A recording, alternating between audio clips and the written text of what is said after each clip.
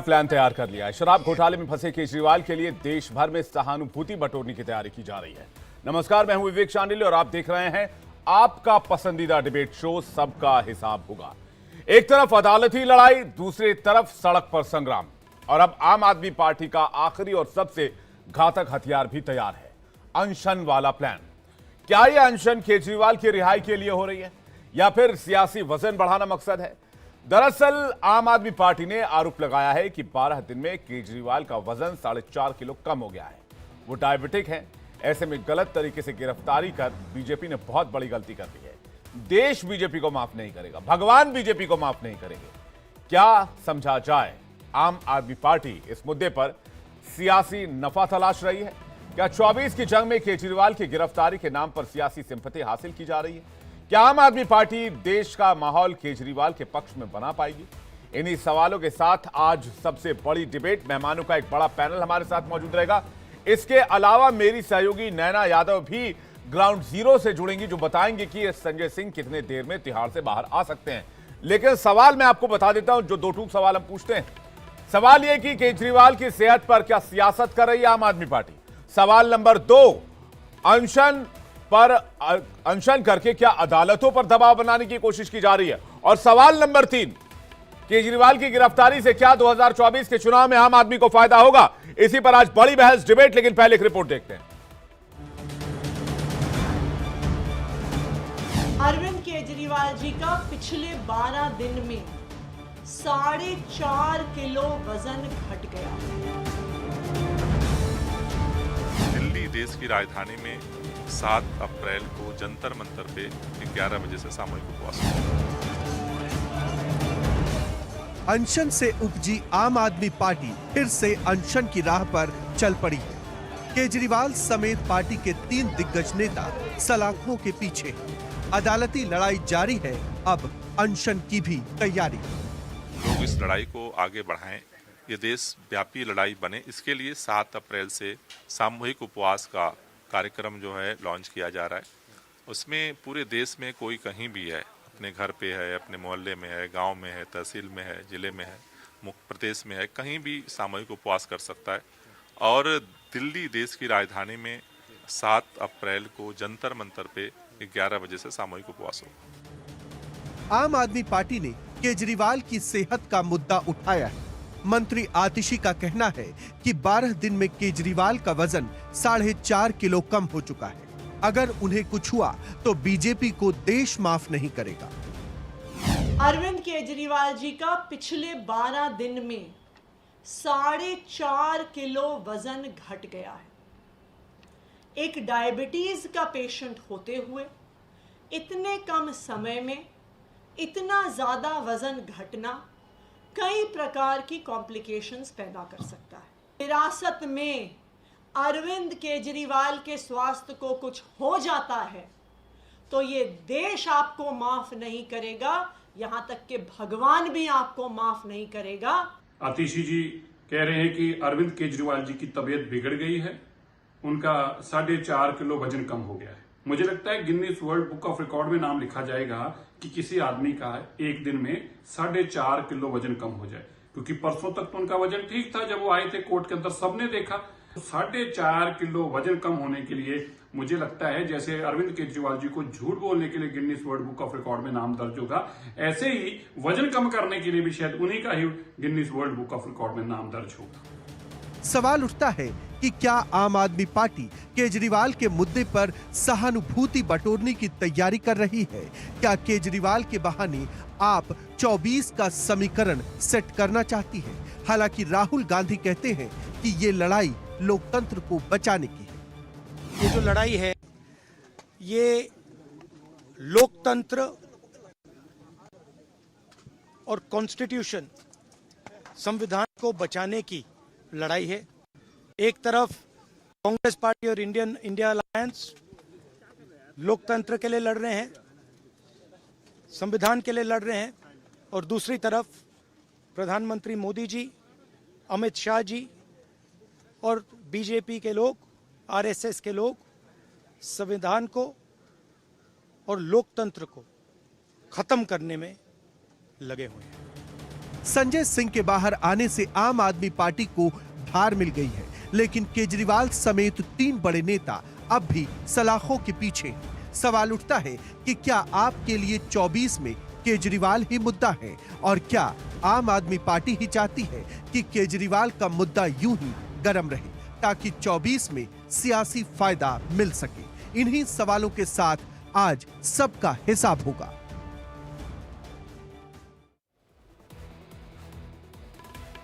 और इस पर डिबेट करने के लिए मेहमानों का एक बड़ा पैनल इस वक्त हमारे साथ जुड़ रहा है। केसी शर्मा प्रवक्ता बीजेपी, सरिता सिंह प्रवक्ता आम आदमी पार्टी, विक्रम लोहिया प्रवक्ता कांग्रेस पार्टी, विनय सिंह प्रवक्ता समाजवादी पार्टी, सुशील व्यास प्रवक्ता शिवसेना, शिंदे गुट के हमारे साथ जुड़ रहे हैं। इसके अलावा नैना यादव संजय सिंह के घर के बाहर से हमारे साथ जुड़ेंगी, वो आपको हर एक डिटेल देंगी। मैं सबसे पहले खेमचंद जी आपके पास जाना चाह रहा हूं, शुरुआत आपसे करना चाह रहा हूं। दरअसल मेरा जो सवाल है जो मैं पूछना चाह रहा था वो ये कि क्या आप लोगों ने बैठे बिठाए विपक्ष को एक बहुत बड़ा मुद्दा दे दिया? चलिए, ईडी की कार्रवाई चल रही है, सीबीआई कार्रवाई चल रही है, इनकम टैक्स अपना काम कर रहा है, इसमें कहीं कोई दो राय नहीं है, किसी को ऐतराज नहीं है। लेकिन चुनाव से पहले क्या कोई ऐसा तार आप लोगों ने छेड़ दिया है जो 24 के चुनाव से पहले आपको डेंट कर सकता है, नुकसान पहुंचा सकता है?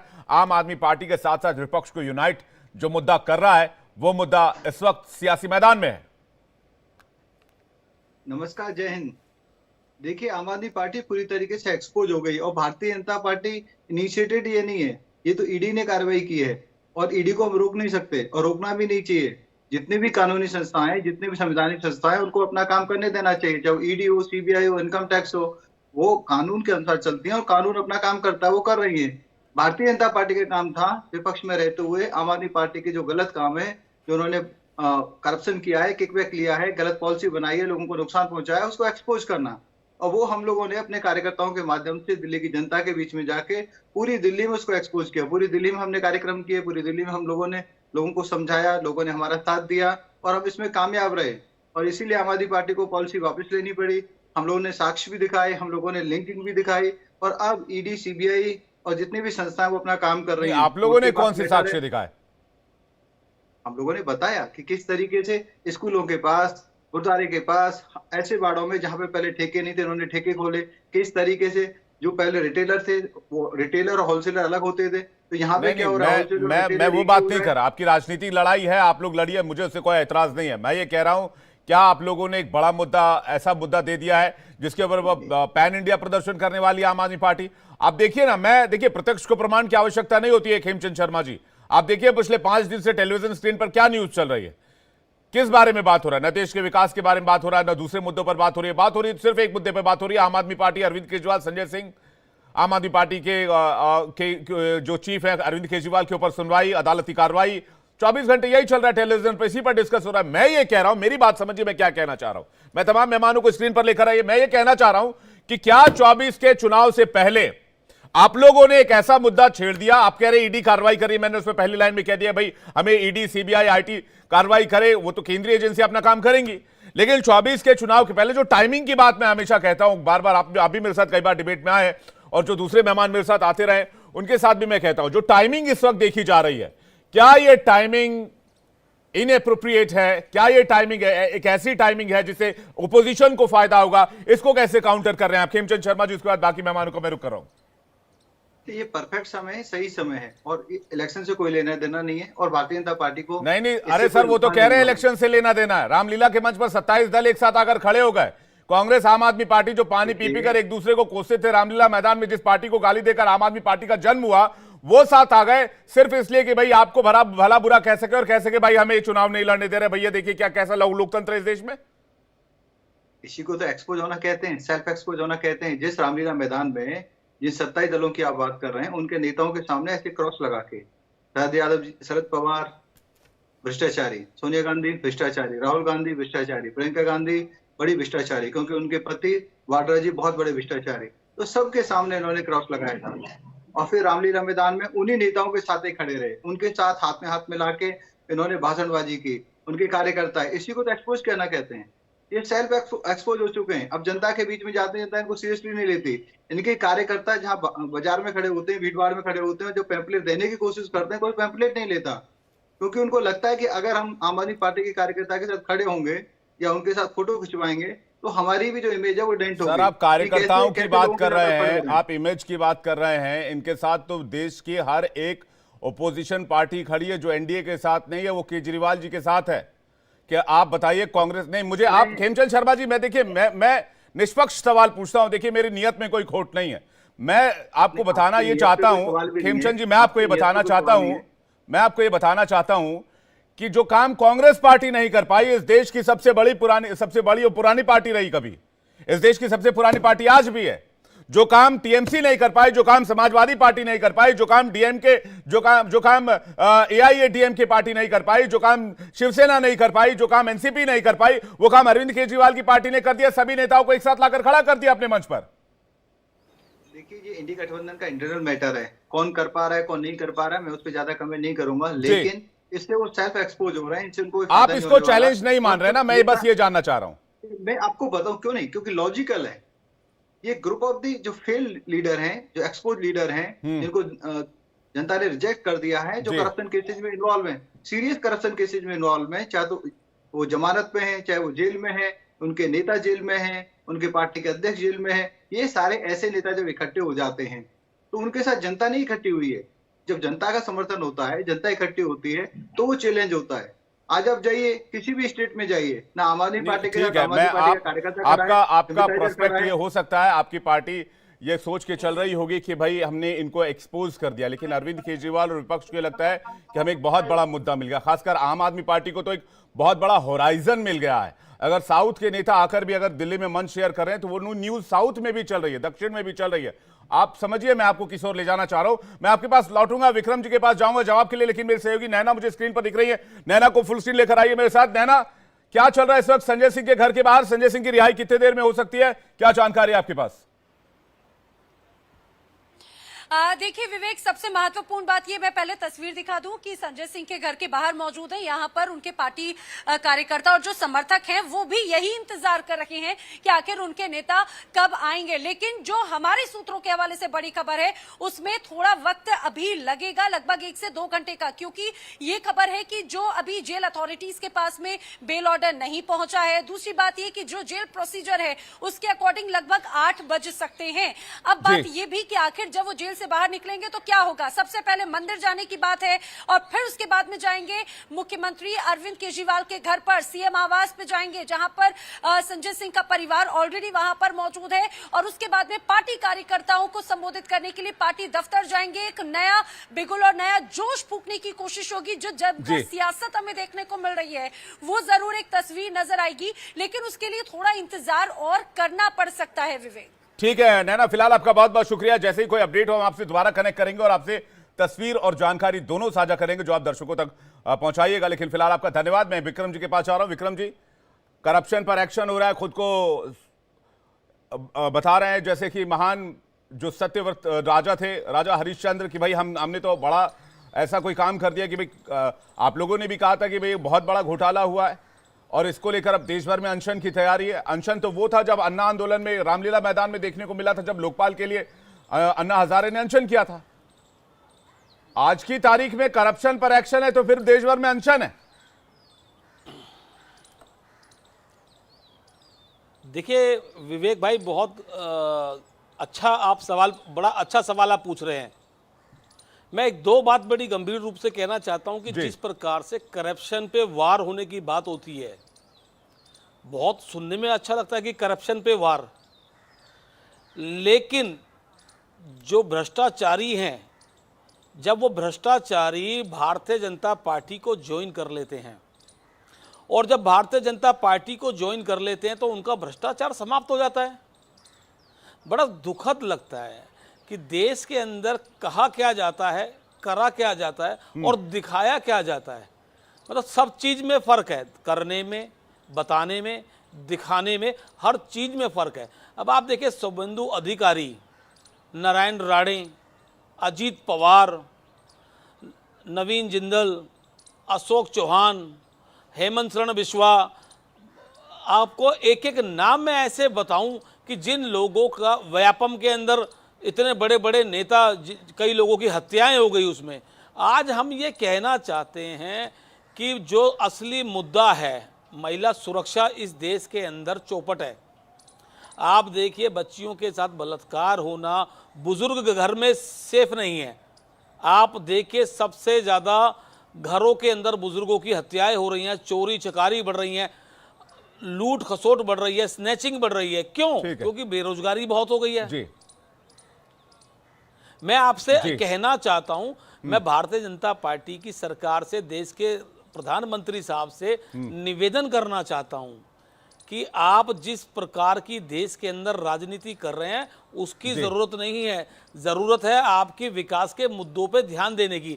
आप बार बार कह रहे हैं कि मोदी की गारंटी, तो 2014 में भी आपका जो भी आप मोदी की गारंटी दे रहे थे और आज 2024 में भी गारंटी दे रहे हैं। एलिगेशन है ना विक्रम जी, वो मैं खेमचंद जी जवाब दे देंगे, उसका बीजेपी का ऑफिशियल प्रवक्ता बैठे हुए। लेकिन आपने कहा कि देश में महिला सुरक्षा का मुद्दा बड़ा गंभीर है, आपने आरोप लगाया, तो आप निवेदन मत कीजिए, आप आंदोलन कीजिए। पहली बात तो ये। दूसरी बात ये जो मैं आपसे कहना चाहता हूं कि केजरीवाल के मुद्दे पर आप लोग 27 पार्टियों को लेकर दिल्ली पहुंच गए। नहीं, मेरी बात सुनिए विक्रम जी, हो सकता है आपको थोड़ी ततकलीफ होगी, लेकिन मेरे दिल की बात है। नहीं विक्रम जी, मेरे दिल की बात तो सुनिएगा, मेरे दिल की बात तो सुनिए, मैं कहना क्या चाह रहा हूं। मैं कहना, विक्रम जी मेरे दिल की बात सुन लीजिए ना, मैं कहना क्या चाह रहा हूं, सुनिए ना मेरी बात। विक्रम जी मेरी बात सुनिए, मैं कहना क्या चाह रहा हूं। अरविंद केजरीवाल के मुद्दे पर 27 पार्टियां रामलीला में एक मंच साझा करती हैं, तो क्या इस देश में महिला सुरक्षा को लेकर, रोजगार को लेकर, महंगाई को लेकर, भ्रष्टाचार को लेकर, युवाओं के रोजगार को लेकर क्या कोई बड़ी रैली नहीं की जा सकती थी? क्या कोई आंदोलन नहीं किया जा सकता था? बताइए मुझे, इसका जवाब है क्या आपके पास? मैं बताना चाहता हूं, बिल्कुल। देखिए, क्या जब विपक्ष अगर आंदोलन कर रहा है, आज एक प्रवक्ता अगर टीवी चैनल पे बैठ करके बोल रहा है, तो ये भी आंदोलन ही है। आप मेरी बात सुनिए, ये आपके प्रसिद्ध चैनल पे बैठ करके मैं बोल रहा हूं तो करोड़ों लोग देख रहे हैं, ये भी आंदोलन का एक रूप होता है जी। अगर मैं ट्विटर पे लिख रहा हूं तो वो भी आंदोलन का एक रूप होता है जी। अगर मैं सोशल मीडिया पे अपनी आवाज बुलंद कर रहा हूं तो वो भी एक आंदोलन का रूप होता है। लेकिन सरकार को अपनी जिम्मेदारी निभाना, अपना कर्तव्य निभाना, ये उनकी नैतिक जिम्मेदारी है। जो उन्होंने वोट लिया है, उस वोट को, जिस वोट का उनको एक मैंडेट दिया गया, उस मैंडेट को समझ करके जनता को उनसे किए हुए प्रॉमिस, मैनिफेस्टो में किए हुए वादों को पूरा करना चाहिए। ठीक है, ठीक है। मैं सरिता जी के पास जा रहा हूं। आपके सवाल का जवाब मैं खेमचंद जी से लूं, लेकिन सरिता जी आम आदमी पार्टी के प्रवक्ता मेरे साथ जुड़ गए। सरिता जी बताइए, कैसा आंदोलन होने लग गया इस देश में? एक आंदोलन अन्ना जी के टाइम पर भी होता था, जब लोकपाल को लेकर आंदोलन होता था। आज देश में आंदोलन हो रहा है कि भाई ईडी ने रेड मार दिया, आंदोलन करेंगे। ईडी ने किसी मामले में एफआईआर दर्ज कर दिया, आंदोलन करेंगे, अनशन करेंगे। किसी मुहिम को लेकर आंदोलन हो या अनशन हो, समझ में आता है। आप लोगों की रणनीति क्या? आप लोगों को लग रहा है कि ये जो मैटर चल रहा है, ईडी वर्सेस आम आदमी पार्टी वाला, या फिर आम आदमी पार्टी के ऊपर के नेताओं, जिन भी नेताओं के ऊपर जो करप्शन के चार्जेस लगे हैं, क्या इससे आप लोग 2014 में एक बहुत बड़ा, 2024 में माफ कीजिएगा, बहुत बड़ा होराइजन देख रहे हैं कि एक बहुत बड़ा पॉलिटिकल माइलेज मिलने वाला है? देखिए, मैं आपके सवालों का जवाब थोड़ा विस्तृत रूप से दूंगी, 2-3 चरणों में दूंगी। सबसे पहली बात, जो अभी आपने आंदोलन की बात करी, तो ये पूरा देश आज जानता है कि किस तरीके से भारतीय जनता पार्टी ईडी और सीबीआई का उपयोग करके विपक्ष की आवाज को दबाने के लिए काम कर रहा है। और इसका सबूत दिल्ली के तथाकथित शराब घोटाले को भारतीय जनता पार्टी के कार्यालय में रचित किया गया, और वो पूरा 2 साल से एक तथाकथित शराब घोटाला बार बार चिल्लाया जा रहा है, जिसपे कल हमारे नेता संजय सिंह जी को बेल मिल जाती है। और पीएमएलए कानून में, मुझे लगता है कि अगर कानून की जानकारी हो सबको, तो अगर पीएमएलए कानून में किसी को बेल मिलता है, उसका मतलब ये होता है it is equal to acquittal. मतलब यानी ईडी ने पिछले 2 सालों में मतलब इतने सारे रेड के बावजूद, इतने सारे केसेस के बावजूद, इतने सारे हमारे बड़े 4 सबसे बड़े नेता, हमारे मुख्यमंत्री, माननीय मुख्यमंत्री अरविंद केजरीवाल जी, जिन्होंने जन कल्याण के काम दिल्ली के लिए किया, उनको गिरफ्तार किया, दिल्ली के शिक्षा मंत्री को गिरफ्तार किया, सत्येंद्र जैन जी को गिरफ्तार किया, संजय सिंह को गिरफ्तार किया। लेकिन 2 सालों में भाजपा, खेमचंद जी एक सेकंड वेट कीजिएगा, खेमचंद जी एक सेकंड वेट कीजिएगा, कोई मनी ट्रेल नहीं दे पाई। दूसरी बात, मैं ये आपके सामने एक ये दिखाना चाहूंगी, जो ये लड़ाई है, वास्तविकता में जो ये लड़ाई आज ये देश का विपक्ष एक साथ मिलकर लड़ रहा है, मैं ये 2 न्यूज आपके सामने लाई हूँ। इस 2 न्यूज पे मैं साफ साफ दिखाना चाहूंगी। Since 2014, 25 opposition leaders facing corruption probe crossed over to BJP. 23 of them got reprised. ये न्यूज कह रहा है। चाहे हम अजीत पवार की बात करें, हम शुभेंदु अधिकारी की बात करें, हम हेमंत विश्व शर्मा की बात करें, ये देखिए अधिकारी पवार पटेल, आप ये कह रहे हैं सिलेक्टिव कार्रवाई हो रही है, बार बार डिबेट में बात निकलकर सामने आती है। मैं थोड़ा सा डिबेट वन स्टेप आगे ले जाना चाहता हूँ। सरिता जी सुनिए ना, सरिता जी देखिए, सरिता जी आतिशी जी प्रेस कॉन्फ्रेंस करती है, यही बात कहती है। सुनिए ना मेरी बात तो सुनिए सरिता जी, मेरी बात तो सुनिए। भारतीय जनता पार्टी के खिलाफ आज पूरा देश इकट्ठा हो रहा है। सरिता जी मेरी बात तो सुनिए, मैं क्या कहना चाह रहा हूँ, ठीक है, मैं ये कहना चाह रहा हूँ, आतिशी जी प्रेस कॉन्फ्रेंस कहती हैं, यही बात कहती हैं जो बात आप यहाँ उठा रही हैं। सौरभ भारद्वाज जी आते हैं, यही बात कहते हैं। दिलीप पांडे जी आते हैं, यही बात कहते हैं। इससे पहले सिसोदिया जी आते थे, यही बात कहते हैं। संजय सिंह आते थे, यही बात कहते थे। मैं ये कह रहा हूँ, मेरी बात सुनिए, मैं जो आपसे पूछना चाह रहा हूँ, मैं ये समझना चाह रहा हूँ, आप लोगों ने देश भर में अनशन का प्लान बनाया हुआ है, ठीक है, अच्छी बात है, एज अ पार्टी आप लोगों की रणनीति होगी। लेकिन मेरा जो सवाल है वो ये है कि दो तरह की चीज। एक तो आप लोगों ने कहा कि भाई दिल्ली के बेटे को जेल में डाल दिया गया, एक पब्लिक सिंपैथी गेन करने की जो एक रणनीति बनाई जा रही, मैं उसको समझना चाह रहा हूं। दूसरा ये कि आप लोगों ने आरोप लगाया कि भाई अरविंद केजरीवाल जी का वजन 4.5 किलो गिर गया। जेल प्रशासन ने कहा कि अरविंद केजरीवाल जी का वजन स्थिर है, उसमें कोई चेंजेस नहीं है। आतिशी जी आती है, एक प्रेस कॉन्फ्रेंस करती हैं, कहती हैं बीजेपी ने ऑपरेशन लोटस चला है। बीजेपी कहती है सबूत दो वरना मानहानि का केस करेंगे, नहीं तो माफी मांगिए। तो ये एक रणनीति है पूरे देश में अरविंद केजरीवाल के प्रति एक सिंपैथी लहर पैदा करने की? सरिता जी इस पर point two the point answer कीजिएगा, फिर बाकी मेहमान को आ जाऊंगा। अरविंद केजरीवाल जी ने खुद ये बयान दिया है, अरविंद केजरीवाल जी ने खुद ये बात कही है कि अरविंद केजरीवाल बड़ा नहीं है, देश बड़ा है। और आज देश में भारतीय जनता पार्टी तानाशाही रवैये से पूरे देश के विपक्ष की आवाज को दबाना चाहती है। जो भारतीय जनता पार्टी के खिलाफ बोलेगा उसके खिलाफ ईडी और सीबीआई की इंक्वायरी कराई जाएगी। और जो अनशन की बात आप कर रहे हैं, जो 7 तारीख को होना है, वो केजरीवाल जी को पूरे देश के लोग आशीर्वाद देना चाहते हैं। आज अरविंद केजरीवाल जी ने जो दिल्ली की जनता के लिए जनहित के काम किए हैं, दिल्ली के लोगों ने 3 बार पूर्ण बहुमत से अरविंद केजरीवाल जी की सरकार, हमारी सरकार दिल्ली में बनाई है। अरविंद केजरीवाल जी दिल्ली के लोगों के नहीं, पूरे देश के लोगों के दिलों में बसते हैं, इसलिए पूरा देश आज अरविंद केजरीवाल जी के लिए इकट्ठा हो रहा है। पूरा देश चाहता है कि जो तबीयत उनकी खराब हो रही है, जो उनका वजन कम हुआ है, वो शुगर के पेशेंट, ये तो मैं तारीफ करूंगा जी, ये मैं जी सरिता जी मैं तारीफ करूंगा। आप लोग जिस तरह से रणनीति बनाते हैं, जिस तरह से आगे बढ़ते हैं और जिस तरह से काम करते हैं, आपने 27 पार्टियों को दिल्ली बुलाकर एक मंच पर लेकर आया। ये काम आज तक बहुत कम पार्टियां कर पाए। इससे पहले नीतीश कुमार कर पाए थे जब वो इंडिया गठबंधन के कन्वीनर बनना चाहते थे और उन्होंने इसकी शुरुआत की थी।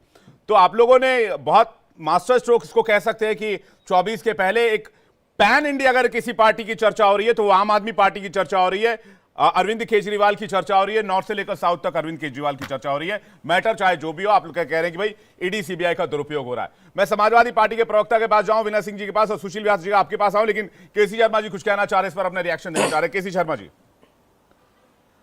देखिए, संजय जी को पहले तो जमानत मिली है, कंडीशनल जमानत मिली है, रिस्ट्रिक्टेड जमानत मिली है। और अभी हमारी आम आदमी पार्टी की बहन कह रही थी कि वो इक्वल टू होता है कि भाई उनको क्लीन चिट दे दी, वो बिल्कुल गलत है।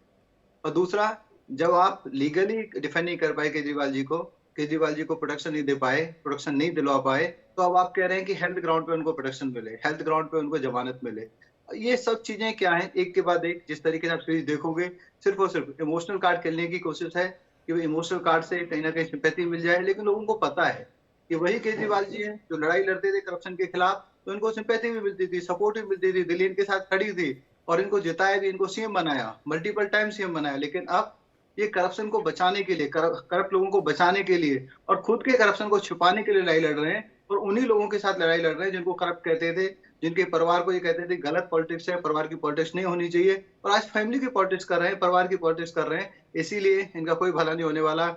जो सजा मिलनी चाहिए वो जरूर मिलेगी। जो उन्होंने गलत किया है, किकबैक लिया है, करप्शन किया है, उसकी रिकवरी जरूर होगी। सजा का काम हम लोग अदालत पर छोड़ देते हैं। खेमचंद जी, मैं विनय जी के पास जा रहा हूं। विनय जी, क्या वाकई अरविंद केजरीवाल और उनकी पार्टी ने ओपोजिशन का फायदा उठाकर पैन इंडिया अपनी एक इमेज बनाने की कोशिश की है? इससे पहले मैंने अपने ओपनिंग रिमार्क्स में भी ये बात कही थी। विनय जी, बड़ी गंभीर बात कह रहा हूं, क्योंकि पार्टियों के बीच गठबंधन होता भी है, नहीं भी होता है, गठबंधन बनते हैं, गठबंधन टूट जाते हैं। लेकिन आज की तारीख में अगर किसी पार्टी की चर्चा हो रही तो आम आदमी पार्टी की चर्चा हो रही है।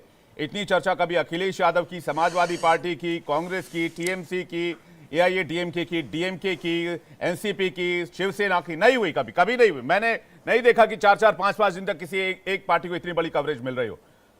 क्या आज अरविंद केजरीवाल की पार्टी दूसरी पार्टियों की, दूसरी विपक्षी पार्टियों के लिए चुनौती बनती जा रही है? विनय जी। हाँ विवेक जी, मैं अपनी बात को एक भारतीय जनता पार्टी ने अभी नारा इजाद किया है, उस नारे के साथ अपनी बात को शुरुआत करूंगा। अगर तुम मुझे दोगे चंदा तो हम तुम्हें देंगे धंधा, अगर नहीं दिया चंदा तो तुम्हें देंगे ईडी का फंदा। आज भारत में क्या हो रहा है? भारत कहीं न कहीं आताताइयों का शिकार हो चुका है। भारत में आज शासन नहीं है, आज आताताई शासन है। जैसे अंग्रेजों के समय में जननायक जो जनता के लिए, जो देश के लिए आंदोलन कर रहे थे, आज उनको जेलों में डाला जा रहा था। आज वही है जननायक जो आज हमारे हिंदुस्तान में जो महंगाई है, महंगाई से लोगों को बाहर निकालने के लिए लड़ाई लड़ रहे, उन्हें जेलों में डाला जा रहा है। बेरोजगारों को बेरोजगारी समाजवादी पार्टी अरविंद केजरीवाल को जननायक मानती है। बिल्कुल बिल्कुल, क्यों नहीं, हर कोई जननायक है, पूरा इंडिया गठबंधन जननायक है। क्योंकि असली लड़ाई कौन लड़ रहा है? आज वो असली लड़ाई इंडिया गठबंधन लड़ रहा है, क्योंकि आज हिंदुस्तान में जो स्थिति है जी विनय जी, विवेक जी, आज जो हिंदुस्तान में स्थिति है, अब पूरा कीजिए। हाँ, बहुत अजीब स्थिति है। जिस तरीके से बाबा साहब के बनाए हुए संविधान को कुचलने का काम किया जा रहा है, आज भला हो कहीं न कहीं कोर्ट खड़ी है उस संविधान को बचाने के लिए, नहीं तो ये आताताई देश को बेच देते। विनय जी, चूंकि मैं आपको महंगाई है, आज देश में बेरोजगारी है। विनय जी, चूंकि मैं आपको बहुत करीब से जानता हूं, आप एक अच्छे इंसान है, मैं इतना तो जानता ही हूं, और आप राजनीति की भी बहुत अच्छी समझ रखते हैं, मैं आपको इतना भी जानता हूं।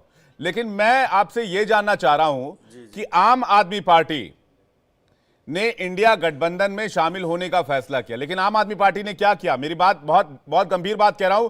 सुशील व्यास जी, सरिता जी, केसी शर्मा जी और विक्रम जी, बड़े ध्यान से सुनिएगा मैं जो बात कहना चाह रहा हूं। आम आदमी पार्टी ने इंडिया गठबंधन में शामिल होने का फैसला किया, लेकिन कांग्रेस के साथ दिल्ली में लड़ेंगे, पंजाब में नहीं लड़ेंगे, पंजाब में कांग्रेस के खिलाफ लड़ेंगे। तो सोच समझ के आम आदमी पार्टी के लिए क्या विपक्ष को बैटिंग करनी चाहिए?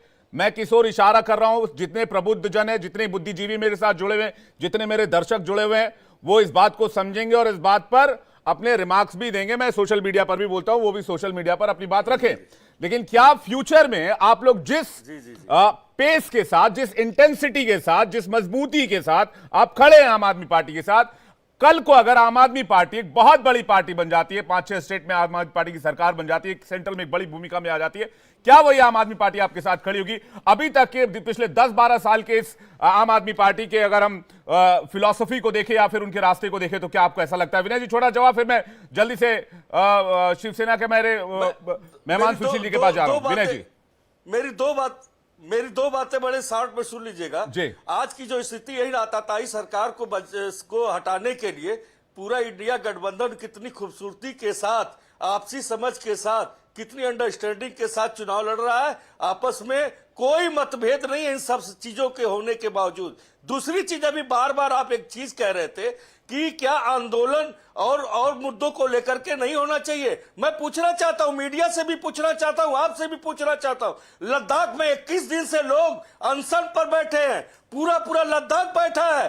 क्या सरकार उनके बारे में सोचने का काम किया? क्या मीडिया उस चीज को क्यों नहीं बैठे? पूरा लद्दाख बैठा, आंदोलन को लीड कौन कर रहे थे? उनका नाम क्या है? वो अनशन खत्म हो गया, लेकिन उसको लीड कौन कर रहे थे? लेकिन अभी तक थे ना। नहीं, कौन कर रहे थे? अभी तक थे ना। क्या कौन कर रहे थे?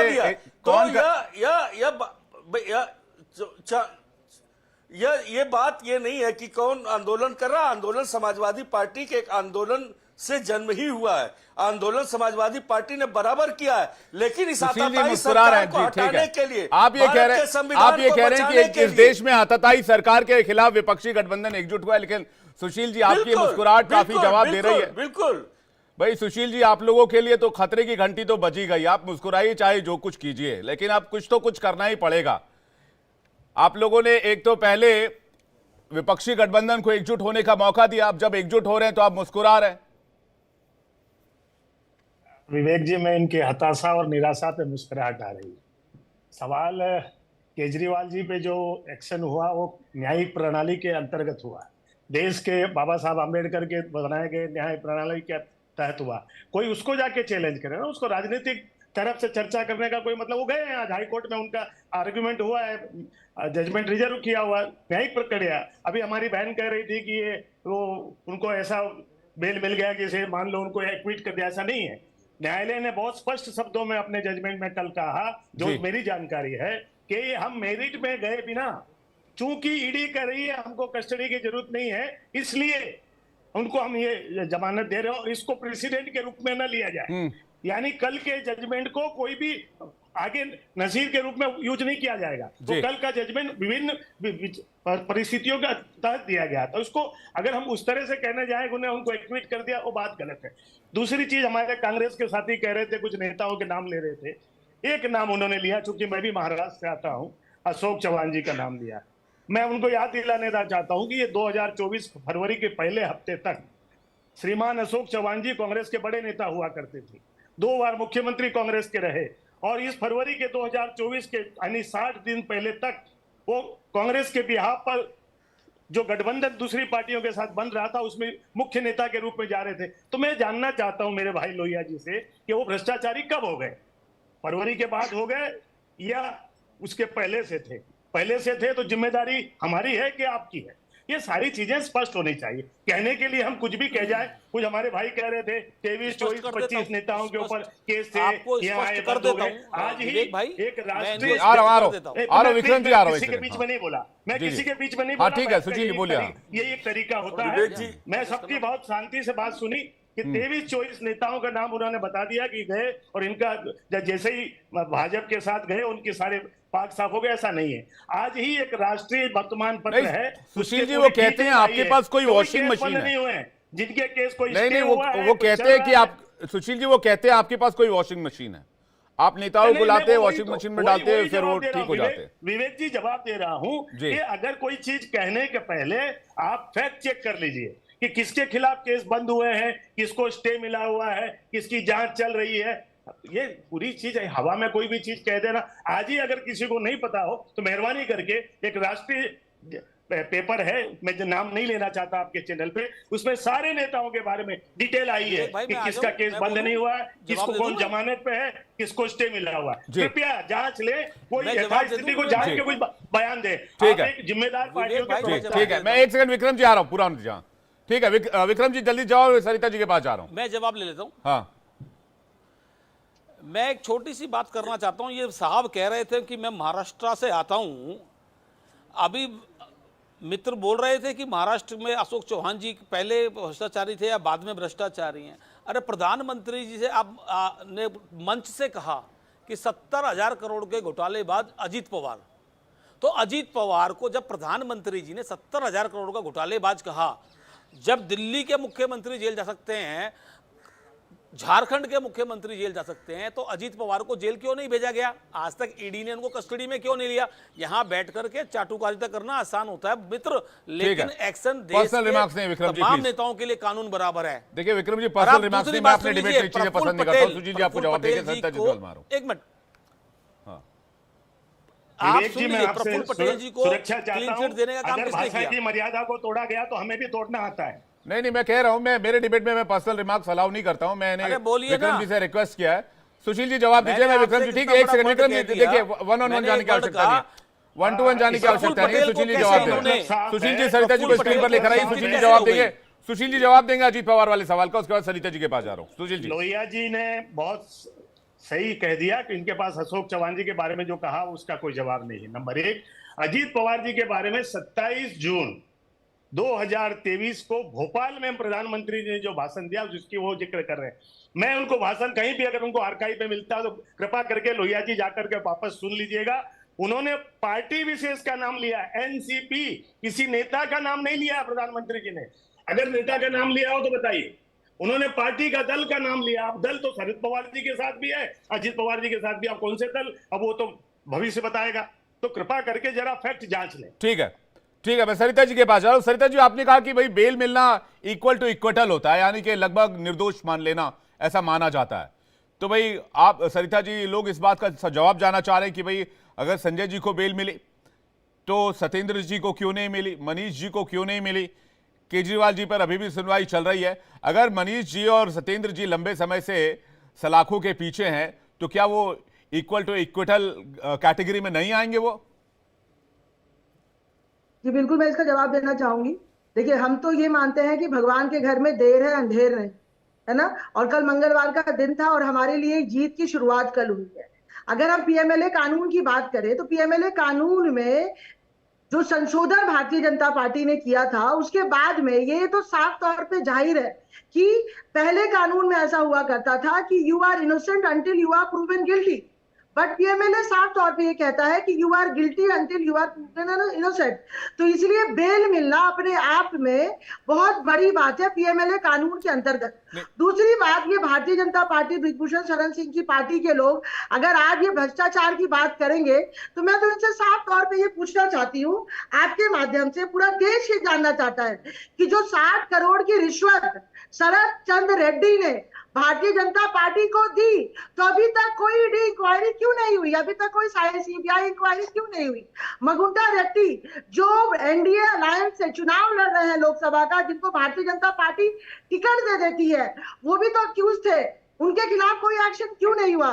तो आज ये पूरा देश जानता है कि भारतीय जनता पार्टी का भ्रष्टाचार खत्म करने से कोई लेना देना नहीं है। भारतीय जनता पार्टी और देश के प्रधानमंत्री देश के विपक्ष को खत्म करना मतलब चाहते हैं। अगर उन पर एक्शन होगा, अगर कल को उन पर एक्शन, सरिता जी मेरी बात सुनिए प्लीज।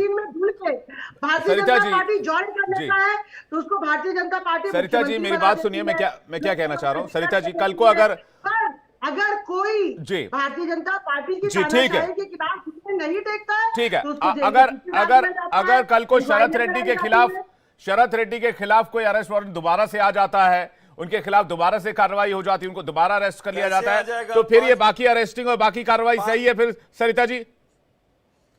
नहीं, हम तो ये कह रहे हैं कि भारतीय जनता पार्टी को भ्रष्टाचार से कोई लेना देना नहीं है। साफ तौर पे आज हम नहीं, आज पूरा देश ये बात मान रहा है कि जिस तरीके से जो सरकारी एजेंसियां हैं उनका प्रयोग 2014 खेमचंद शर्मा जी के पास आ रहा हूं, भारतीय जनता पार्टी ने किया है, विपक्ष की आवाज खेमचंद शर्मा जी के पास आ रहा हूं जी, जवाब के लिए सरिता जी जवाब लेते हैं। ये बात कह रहे थे कि आम आदमी पार्टी की वजह से बाकी पार्टियों को दिक्कत आएगी, मैं आपसे ये कह देना चाहती हूँ कि आज इंडिया अलायंस यूनाइटेड है। ठीक है, खेमचंद शर्मा जी जवाब ले, लेकिन इससे पहले एक बहुत बड़ी खबर आ रही है, दर्शकों को बता देना चाहते हैं। एक ब्रेकिंग न्यूज इस वक्त, ब्रेकिंग न्यूज सुन लीजिए दर्शकों के लिए। ब्रेकिंग न्यूज ये है कि पंजाब सीएम दफ्तर की तिहाड़ प्रशासन को चिट्ठी, यानी कि भगवंत मान ने तिहाड़ प्रशासन को चिट्ठी लिखी है। केजरीवाल से मिलना चाहते हैं सीएम भगवंत मान ऑफिस ने तिहाड़ प्रशासन से मिलने की इजाजत मांगी है।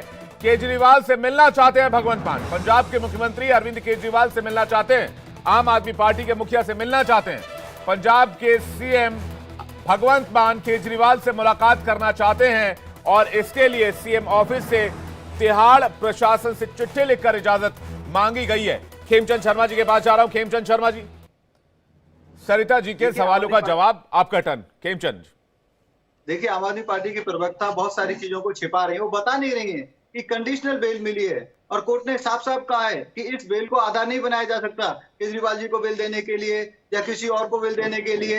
ये कंडीशनल बेल है और उसमें उनको एनसीआर में रहना पड़ेगा, कोई पॉलिटिकल एक्टिविटी नहीं कर सकते और शराब घोटाले पे वो बयानबाजी भी नहीं कर सकते। शराब घोटाले पे फिर से वो बयानबाजी करके पॉलिटिकल इवेंट नहीं कर सकते। ये अपने आप में दिखाता है क्योंकि जो ईडी ने उनके खिलाफ जो बातचीत करनी थी, इंक्वायरी करनी थी, जांच करनी थी, उनको लगता है कि उन्होंने इन्फॉर्मेशन एक्सेप्ट कर लिए है और अब केस चलेगा। जब केस चलेगा तो आगे प्रोसीडिंग होगी और जिस तरीके से प्रोजेक्ट कर रहे हैं, नहीं, उनको तो क्लीन चिट मिल गई है, इक्वल टू क्लीन चिट है। ये सब बकवास है, ये सब झूठ है, रूमर है, सिर्फ और सिर्फ सिंपैथी इकट्ठी करने की कोशिश है। मैं आपको बता दूं, केजरीवाल जी को जब ये डिफेंड नहीं कर पाए, केजरीवाल जी को बचा नहीं पाए, हाईकोर्ट ने पूछा कि आपको कुछ ना मिले तो आप प्रोटेक्शन दें, ईडी से पूछा, ये कहते हैं कि ईडी के पास एविडेंस नहीं है। ईडी से जब पूछा तो ईडी ने एविडेंस दिखाए और एविडेंस दिखाने के बाद हाई कोर्ट ने केजरीवाल जी को प्रोटेक्शन देने से से मना किया। और ये नाटक नौटंकी कैसे मिक्स करते हैं, एक कोर्ट में कहते हैं कि हमें कोई दिक्कत नहीं है, जितने भी आप जुडिशरी कस्टडी बढ़ाना चाहते हैं बढ़ाएं, वहीं दूसरी तरफ दूसरी कोर्ट में ये बेल के लिए पिटीशन डालते हैं कि हमें बेल दो। ये सिर्फ और सिर्फ मुद्दे को खींच रहे हैं, सिर्फ भटका रहे हैं, लटका रहे हैं। ये जानते हैं कि इन्होंने करप्शन किया। और मैं एक बात बताऊं कि आज आम आदमी पार्टी के पास सिर्फ वॉशिंग मशीन नहीं है, इनके पास एक कुंड है जो भ्रष्टाचार मुक्ति का कुंड है, जो भ्रष्टाचार पूरी की पूरी पार्टी उसमें डालो, भ्रष्टाचार से मुक्ति हो जाती है। इन्होंने एनसीपी शरद पवार जी की जो पार्टी है उसको भ्रष्टाचार से मुक्त कर दिया। कांग्रेस के सारे लीडर जिनके पास करोड़ों मेंबर हैं, वो जो कहते हैं उनको भी इन्होंने भ्रष्टाचार से मुक्त कर दिया। जितनी भी 27 पार्टियां आई, कुंड में नहलाया, कुंड में डाला और उनको मुक्त कर दिया। और रामलीला मैदान में उन्हीं तो ठीक है सरिता जी, क्योंकि वो कुंड में नहा लिए, इनके पास भ्रष्टाचारी। खेमचंद जी, लेकिन सरिता जी से सवाल लूं मैं इससे पहले, एक एलिगेशन जो आपके ऊपर है कि भाई 95% और 5% का क्या रेशियो है, ये किस तरह का अनुपात है, ये अनुपात तय कैसे होता है?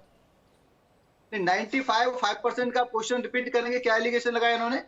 इन्होंने कहा कि 95% जो कार्रवाई हुई है 2014 के बाद से वो विपक्षी नेताओं पर हुई है, 95%, जबकि 2004 से 2014 तक ये अनुपात 65-35 का था कि 65% विपक्षी नेता टारगेट पर आते थे रिपोर्ट्स के मुताबिक और 35% बाकी नेता। लेकिन इस बार ये आंकड़ा 95-5 का चला गया। तो ये जानना चाह रहे कि 95% किस हिसाब से तय किया गया? मैं लॉजिक का आंसर देता हूं। 2014 से पहले आम आदमी पार्टी किन पार्टियों पे भ्रष्टाचार के आरोप लगाती थी? आप निकालिए। 100% उन्हीं पार्टियों के खिलाफ आरोप लगाती थी जिन पे आज कार्रवाई हो रही है। कांग्रेस के खिलाफ लगाती थी, एनसीपी के खिलाफ लगाती थी, एसपी, आरएलडी, इन सभी पार्टियों के खिलाफ, एमडी के, ये जितने भी पार्टियां हैं उन्हीं के खिलाफ वो आरोप लगाते थे। उन्हीं पे हम तो आप ही की बात मान रहे हैं। आपने जो फैक्ट और फिगर पब्लिक डोमेन में डाले, आपने जो आरोप लगाए, और जो आज ईडी, सीबीआई, इनकम टैक्स उन्हीं बातों को ध्यान में रखते हुए इन पे कार्रवाई कर रही है। और आम आदमी पार्टी खुद भी अपनी नैतिकता उन्होंने छोड़ दी। आम आदमी पार्टी जो बड़े बड़ी बातें करती थी कि आरोप लगा इस्तीफा दे दो, आरोप लगा पद छोड़ दो, आरोप जब तक गलत सिद्ध ना हो जाए तब तक आप वापस ना हो, उनको भी उन्होंने तिलांजलि दे दी। जो उनका भ्रष्टाचार मुक्त कुंड है उसमें खुद की पार्टी को भी उन्होंने भ्रष्टाचार। ठीक है, मैं सरिता जी आपके पास आऊं। आप कह रहे हैं कि भाई शरद रेड्डी ने बीजेपी को 60 करोड़ रुपए क्यों दिए, सवाल पूछ रहे हैं। मैं सवाल का जवाब आपसे लूं, लेकिन बाकी मेहमानों के पास जा रहा हूं। सरिता जी, इसके बाद मैं सबका सवाल लेकर आपके पास आऊंगा। विनय जी काफी देर से वेट कर रहे हैं। विनय जी, जब आम आदमी पार्टी आई, मुझे याद है रामलीला मैदान में मैं उस वक्त जाया करता था और रिपोर्ट्स भी बनाया करता था। तो आम आदमी पार्टी जब आई, आम आदमी पार्टी ने कहा कि भाई हम इस देश की राजनीति से गंदगी साफ करने आए हैं। अगर मैं कुछ गलत हो तो मुझे बताइएगा, मेरे रिमार्क्स को अगर आप लोगों को लगे कि भाई ये लाइनें नहीं थी तो मुझे ठीक भी कर दीजिएगा। उन्होंने कहा कि भाई जितनी पार्टियां हैं इस देश में, सारी पार्टियों के अंदर कहीं ना कहीं करप्शन है। निशाने पर कांग्रेस पार्टी थी, इसके अलावा बाकी पार्टियों के ऊपर भी आम आदमी पार्टी लगातार बोलती रही। लेकिन एक समय ऐसा भी आया जब इन पार्टियों के साथ आम आदमी पार्टी ने अलायंस कर लिया। चलिए, अलायंस का फैसला किसी पार्टी, किसी दल का अपना हो सकता है, लेकिन सवाल इस बात का है कि जिन पार्टियों को आपने करप्ट बताकर अपनी पॉलिटिकल जमीन तैयार की, आज आप उनके साथ खड़े। विनय जी। जी विवेक जी, बड़ा अच्छा सवाल किया। खेमचंद जी ने भी यही कहा है, लेकिन मैं ये पूछना चाहता हूं, आज जो स्थिति है, भारतीय जनता पार्टी बहुत बड़ी पार्टी है, बड़े माइंडेड के साथ आई है, बड़े विराट जो है बहुमत के साथ आई है। आप हमारे उत्तर प्रदेश में एक ओम प्रकाश राजभर है। ओम प्रकाश राजभर के बारे में खेमचंद जी ने भी सुना होगा, आपने भी सुना होगा। इसी चुनाव से पहले कौन कौन से आरोप ओम प्रकाश राजभर ने भाजपा पे नहीं लगाए थे और भाजपा ने ओम प्रकाश राजभर पे नहीं लगाए थे। शायद इतने गंदे तरीके से शायद टीवी पे बोलने में भी शर्म आती है, लेकिन आज ओम प्रकाश राजभर और भारतीय जनता पार्टी एक साथ है। कि किस तरीके से लोग आप पे आरोप लगाते थे और आप इन पे आरोप लगाते थे, और आप तो आज भी आम आदमी पार्टी और खेमचंद जी, आप तो अपने विचारधारा से अलग अलगाववादियों से भी समझौता कर लिए।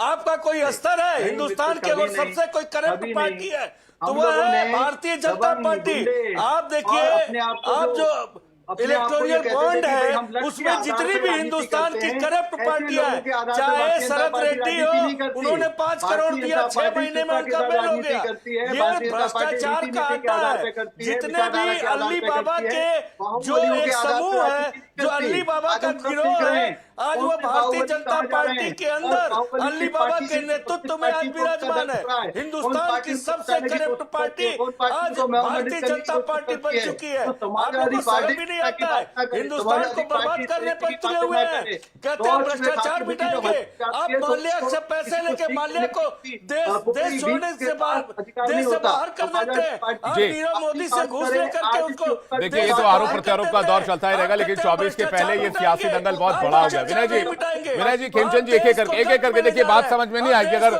दोनों एक साथ बोलेंगे तो बात समझ में आएगी। एक एक करके को हिंदुस्तान जी। खत्म कर देगा। ठीक है, हिंदुस्तान की ठीक है, जनता खत्म करना ठीक है, चाहती ठीक है। विक्रम जी को लेकर है, विक्रम जी कुछ कहना चाहते हैं, यहाँ जी। के किसान खत्म करना चाहते हैं। विक्रम जी ठीक है, विनय जी आ रहा हूं आपके पास। विक्रम जी को लेकर आइए, सुशील जी को स्क्रीन पर लेकर आइए। विक्रम जी, इस डिबेट में एक बात जो बार बार जिसके ऊपर मैं सभी मेहमानों का, आप लोगों का ध्यान खींचना चाहता हूं, दर्शकों का ध्यान खींचना चाहता हूं कि आप लोगों ने मिलकर आम आदमी पार्टी को एम्पल पावर दिया है 2024 से पहले, एम्पल पावर। अब इसका मतलब यह है कि आम आदमी पार्टी के सिंपैथाइजर्स भी बढ़ रहे हैं, वोट बैंक में भी इजाफा होगा और आम आदमी पार्टी का प्रचार प्रसार भी जोरों शोरों से हो रहा है बगैर पैसा खर्च किए। और मुझे बोलने में कोई अतिशयोक्ति नहीं है। दूसरी बात, विक्रम जी, जो सवाल मैं आपसे पूछना चाह रहा हूं, मैं ये पूछना चाह रहा हूं कि पंजाब में आपका मुकाबला आम आदमी पार्टी के साथ, दिल्ली में आपको साफ करके आम आदमी पार्टी आई। उन्होंने अपने भाषण में कई बार कहा कि भाई हम शीला दीक्षित को जेल के अंदर डाल देंगे, आप हमें, हमारी सरकार बनाई, हमें पता है इन्होंने क्या करप्शन किए हैं। ये बातें थी। अब जाकर आज की तारीख में जो सिनेरियो बना है, कल की डेट में क्या आम आदमी पार्टी आपको और जगहों से रिप्लेस कर देगी 2024 के बाद, जिस हिसाब से आम आदमी पार्टी पावरफुल हो रही है? विक्रम जी, देखिए, पंजाब में कांग्रेस पार्टी और आम आदमी पार्टी दोनों पार्टियां अलग अलग लड़ रही हैं। दिल्ली में तो यही मिलकर के लड़ रही हैं जी। गुजरात में कांग्रेस पार्टी अकेले लड़ रही है, गोवा में कांग्रेस पार्टी अकेले लड़ रही है। ऐसे ही मैं आपको बताना चाहता हूं कि गठबंधन जो हुआ है, ये गठबंधन इंडिया गठबंधन हुआ है, तो गठबंधन की मान मर्यादा को समझते हुए बहुत सारे ऐसे कदम होते हैं जो उठाने आपस में मिलकर के जरूरी होते हैं। नहीं, मैं आपको बताना चाहता हूं आज जिस प्रकार का विक्रम जी मेरा सवाल ये नहीं है जी, विक्रम जी मेरा सवाल ये नहीं है। अब मैं अपनी मेरा सवाल ये नहीं है, मेरा सवाल ये है, क्या आम आदमी पार्टी धीरे धीरे कांग्रेस से ज्यादा पावरफुल होती चली जाएगी? मेरा सवाल ये है। आप जिस एक मंच पर एक साथ खड़े हैं, जहां पर आप साथ दे रहे हैं, पहले आपसे इसके आगे क्या परिदृश्य क्या होगा, मैं वो जानना चाह रहा हूं। अब मेरी बात सुन लीजिए, मैं बताना चाह रहा हूं आपको, आप मेरी बात सुन लीजिए। ऐसा नहीं है कि गठबंधन में कौन ताकतवर है कौन कमजोर है, सारी पार्टियां मिलकर के गठबंधन बना करके एक गठबंधन बनता है। और कांग्रेस पार्टी की सरकार कर्नाटका में सरकार है, तेलंगाना में सरकार है, झारखंड में मिलीजुली गवर्नमेंट है, हिमाचल में सरकार है, चेन्नई में मिलीजुली सरकार है। आप ये मत सोचिए कौन ताकतवर कौन कमजोर। हमारा एक ही एजेंडा है कि आज महिलाओं को सुरक्षा नहीं है, आज बेरोजगारी, युवा परेशान है, पढ़ा लिखा नौजवान परेशान है, आज नौकरियां नहीं मिलती। आप पहले पुराने थोड़ा सा पीछे जाइए समय में, तो एक एक गली में मोहल्ले के अंदर 4-4, 5-5 सेक्शन ऑफिसर होते थे, पेपर अटैच कराने लोग जाते थे। आज सरकारी नौकरी के अधिकारी नहीं है। आप समझ नहीं रहे बात को कि ये डाइवर्ट किया जा रहा है ईडी सीबीआई चला करके, कि जो बेसिक मुद्दे हैं, आज सरकार जो असली मुद्दे हैं उसको दबाने की कोशिश की जा रही है। आप इलेक्ट्रल बॉन्ड को दबाने की कोशिश की जा रही है। और आप समझ लीजिए बात को कि आज जो भारतीय जनता पार्टी की करनी और कथनी में फर्क नजर आने लगा है। और गठबंधन की बात प्रधानमंत्री जी कहते थे एक अकेला सब पे भारी, और आज वो खुद गठबंधन की बैसाखी में चल रहे हैं। नहीं, मैं विक्रम जी, मैं ये सारी बातें ठीक है, आप चुनाव में इन मुद्दों को लेकर जाएंगे।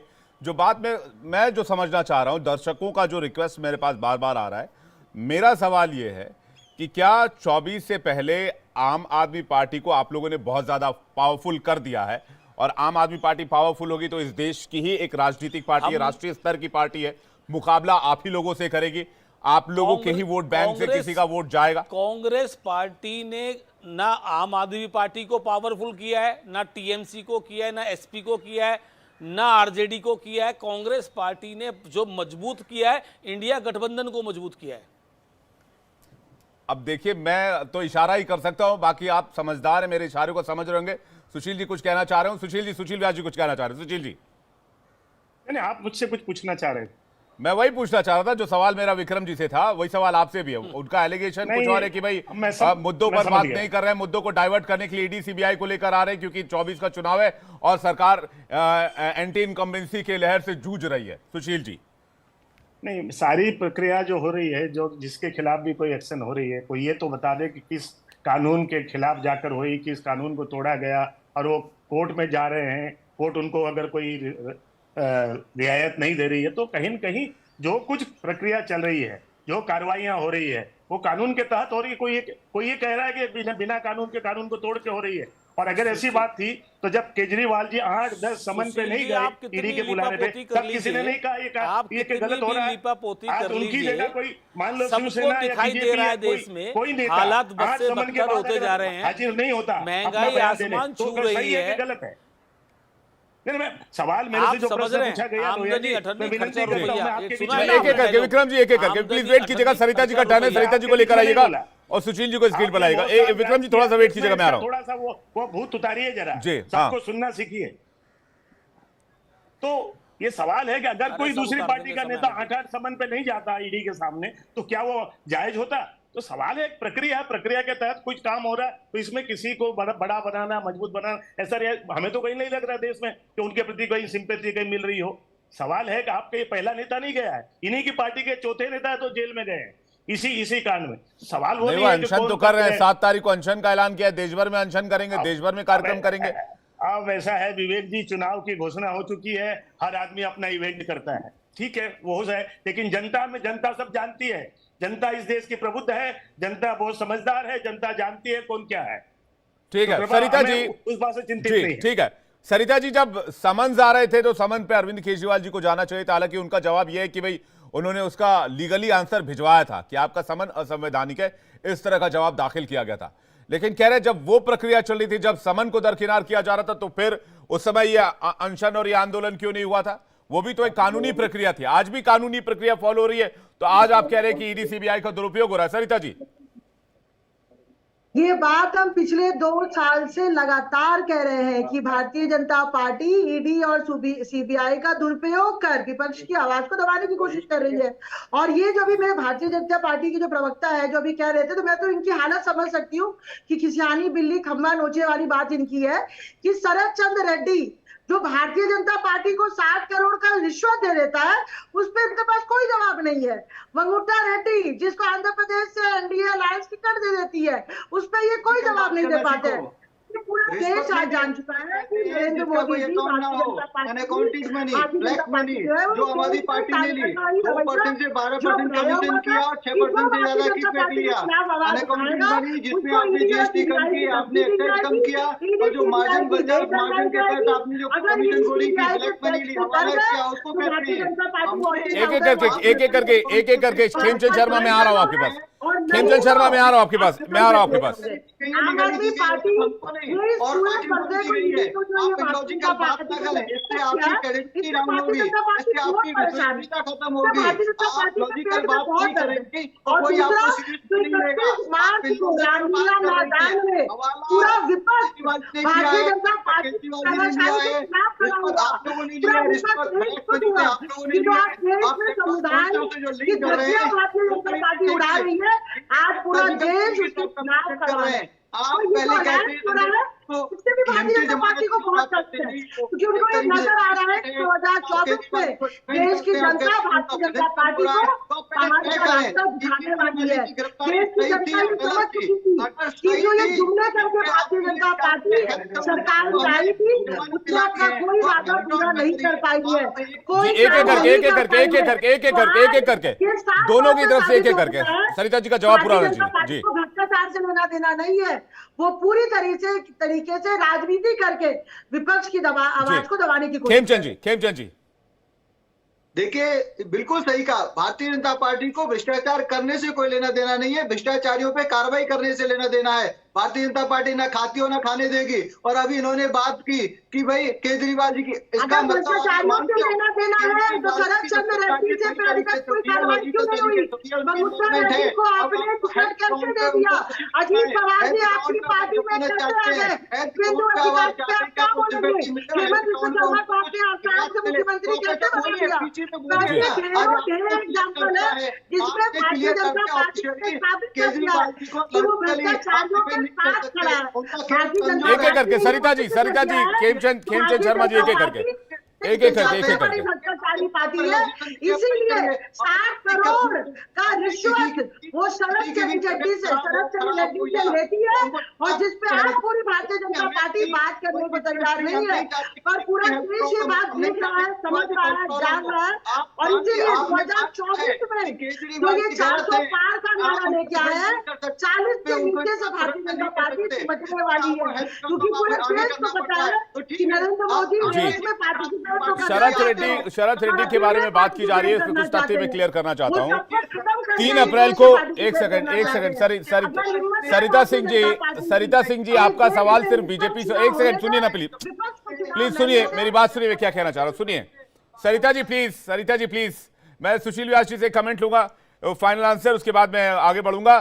3 अप्रैल 2021 को शरद चंद्र की कंपनी ने 2.5 करोड़ रुपए के बॉन्ड खरीदे और सभी बॉन्ड टीडीपी को दिए। सुन रहे ना व्यास जी, सुशील जी सुनिएगा। 5 जनवरी 2022 को अरविंदो फार्मा ने 3 करोड़ रुपए के बॉन्ड खरीदे, सभी बॉन्ड बीजेपी को दिए गए। 8 अप्रैल 2022 को कंपनी ने 15 करोड़ रुपए के बॉन्ड खरीदे, एक बॉन्ड तेलंगाना की पार्टी बीआरएस को दिए गए, भारत राष्ट्रीय समिति को, जो कभी पहले टीआरएस हुआ करती थी। 7 जुलाई 2022 को कंपनी ने 1.5 करोड़ रुपए के बॉन्ड खरीदे, सभी बॉन्ड बीजेपी को दिए गए। बॉन्ड तो अलग अलग पार्टियों को डिस्ट्रीब्यूट हुए।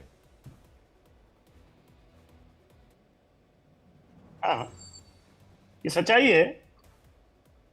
मैं प्राइमरी तौर पर बॉन्ड खाली बीजेपी को ही नहीं मिला है, सभी पार्टियों को मिला है। नहीं, ये तो कुछ मैंने चंद डिटेल्स निकाले हैं। 3 अप्रैल और 8 नवंबर 2023 के बीच अरविंदो फार्मा ने कुल 52 करोड़ के बॉन्ड खरीदे। इसमें टीडीपी भी है, बीआरएस भी है, इसमें बीजेपी भी है, इसमें अलग अलग पार्टियां भी हैं। मैं यही कह रहा हूं, फिर आप एक दल विशेष को कैसे आरोप लगा सकते हैं? बाकी चलो किसी को मेजर मिल गया, बाकी जिनको छोटे छोटे रूप में भी मिला वो भी तो बताएं क्यों मिला। उन्होंने कौन सा धंधा दिया अगर बीजेपी ने धंधा देने का आरोप लग रहा है उनके ऊपर? अब देखिए मामला कोर्ट में है, कोर्ट में विचाराधीन है, इस मामले में सुनवाई लगातार जारी है। अब इसमें कोर्ट को फैसला करना है, लेकिन ज्यादा बोलना ठीक नहीं है। बिल्कुल वही मैं कह रहा हूं, राजनीति है, राजनीति में आरोप प्रत्यारोप का दौर चलता रहता है। कुछ बातें साबित होती हैं, कुछ बातें हवाई हो जाती है। आप सभी मेहमानों का बहुत बहुत शुक्रिया हमारे साथ जुड़ने के लिए, इस डिबेट में शामिल होने के लिए और अपना कीमती वक्त हमें देने के लिए। लेकिन ये मामला गर्म है, दिल्ली में गर्मी की दस्तक हो चुकी है, पारा चढ़ रहा है, लेकिन सियासी पारा चरम पर है। इसका रिजल्ट चुनाव में दिखेगा। आपको दिखाते हैं कल जो सवाल हमने पूछा था उनके विनर्स के नाम, आइए स्क्रीन पर आपके दिखाते हैं। हमारे 2 लकी विनर